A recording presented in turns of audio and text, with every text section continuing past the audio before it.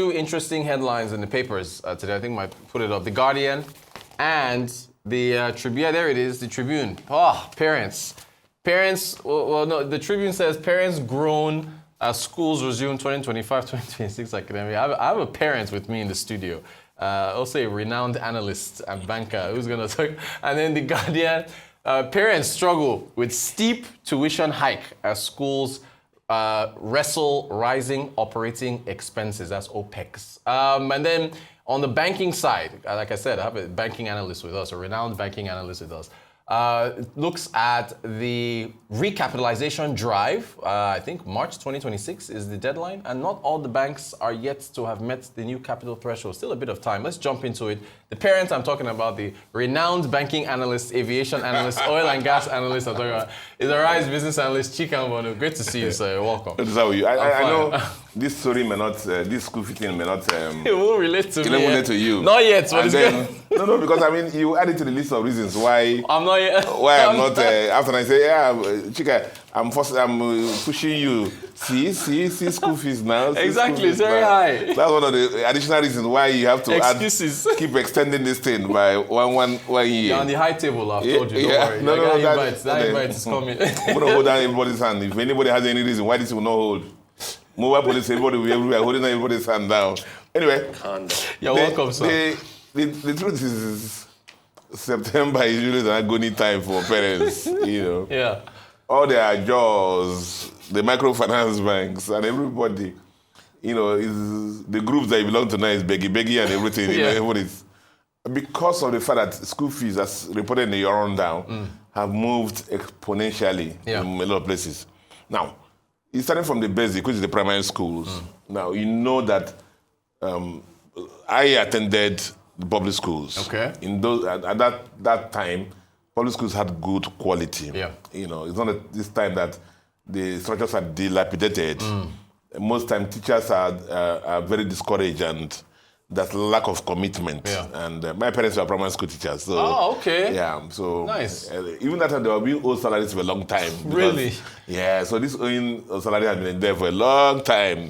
You know, so you find that because of that, because of the inadequacy of the public schools, a lot of parents have migrated their kids to the private schools, and that's where this onslaught is happened. Yeah. Now, a plethora of problems.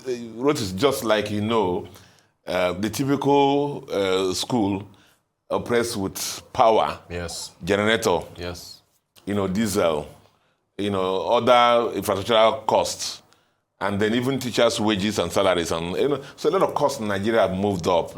You know, so you expect therefore that school fees will, you know, follow that path, and that's what parents are fighting again. I mean, I have a family that has a barely, I think, 2-year-old kid, and if you see the typical school fee sheet these days, it's like a laundry list. You know, like I'm going to a bar and taking about 100 bottles of different drinks. It's like long like this. Wow. This, that, caution fee, this one fee, development levy, bus levy, this one sleeping levy. There's nothing that is not there. Total for one term, 350,000 naira. Gosh. Just for the kid to go there and be sleeping. I was teasing them that I said just for this kid to go there and be sleeping. What's the 2-year-old doing? Sleeping. And so you can imagine, you know, for the 2-year-old at that rate, now extrapolate it. As they go up again. And so, again, the cause and effect, the root cause has to do with public schools are very, very poor. Now, if you extend that to the university also, it's the same thing. You know, the state universities, especially private universities, are very expensive. And a lot of state universities now, you know, and even in the primary and secondary schools, apart from the standard costs, there are hidden costs. You know, there are compulsory mandatory things. You must use this particular uniform. You must use this particular something, you know. And that's not in the list. You know, there are even things like parties, you know, send-off parties. Right, end of year parties. The school fees are written with bus or without bus. Because of the public transportation problems here. You know, so it's a major issue. They are not immune. The schools are not immune. Remember I said public schools are not doing very well. parents are desirous of giving their kids the best education possible, so they migrate to the private schools. Private schools, carry a lot of infrastructure costs, and with the inflation we have in the country and other things, you can imagine a lot of schools are running on generators. Right. Only that can potentially move the cost up. So that's basically what the parents they're facing. And so the issue again is, I tell a lot of parents, is that like pregnancy, this gives you nine months notice. Yes. So a lot of parents can also plan this out and then prepare the right funding programs towards the education of their children. And then some smart banks have also products, pusher products, that will key into the financial needs of banks. And a lot of people who do a job like collecting their joy in September, so they can use that and pay their school fees to their kids. But this is real. Yeah. It's not. I can't divert it from the fact that the price of rice has moved from a particular bag to that, and so on and so on. That's the country that we're in now. Thank you so much for the breakdown. And thank you for mentioning banks and the products that they're trying to shape up for new parents. Speaking of banks, the recapitalization exercise. Yeah. But let me say it up front that Nigerian citizens should not panic. There's only panic about this recapitalization process. Yeah. Because we've done a lot on this program, on it, an update around 2 or 3 or 4 weeks ago, 1 year away. Yeah. And we compared it to the last time, I think 2004, and where they had a 18 months window and had one grade for all the banks, 25 billion then. Yeah. By the way, we realized why CBN did this. We talked about that so much in this program. Capital represents the buffer for banks to take risk.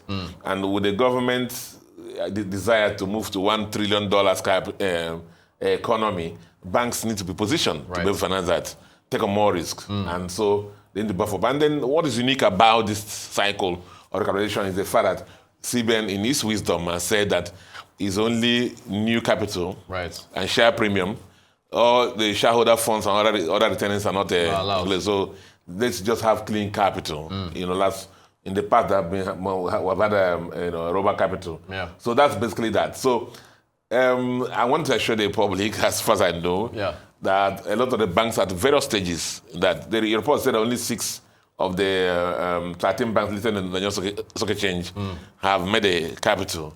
That's quite right, but the issue is that every other bank is on one stage or the other towards that. Yeah. A galaxy of options. Some of them are pushing out private placement. Some of them are done the first public issues. They're going back to go and do additional one, And then we have those who have one that's considered major. Yeah. And then we see something also that has to do with downgrades.